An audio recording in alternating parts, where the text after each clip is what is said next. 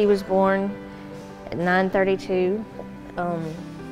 She was 30 weeks and 2 days along.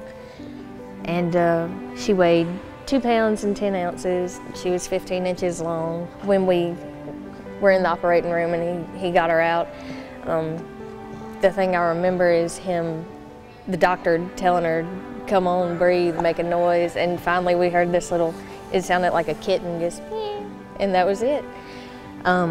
I barely got to see her before they took her to the NICU.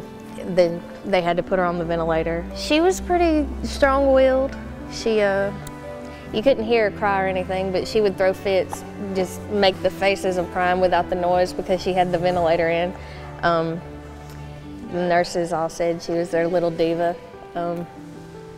And even for as early as she was still kind of smaller than she should have been.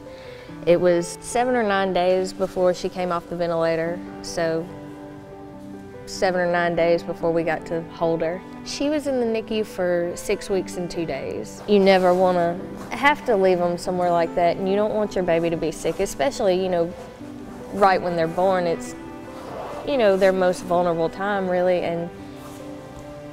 But here, when they are, you know they're going to be cared for, and you can go home, and it hurts to go home, but you can go home knowing that they're going to be okay, and that if they need you, they will call you. He was 3 pounds and 11 ounces. He was 17 inches long. He was in the NICU for 3 weeks and 3 days. He never had to go on the vent, which we were thankful for.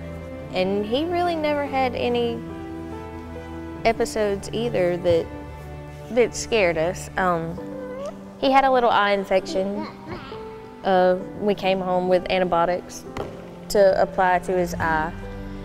But the same with him, he didn't come home on oxygen or an apnea machine or anything like that. And we were a lot less scared with him than with her because we had the experience and we knew the staff, the nurses and Dr. Najjar. I don't want to sound cliche or dramatic or anything, but it's really not dramatic because it's the truth. And without the money raised for the NICU, 2 of my 3 kids wouldn't be here.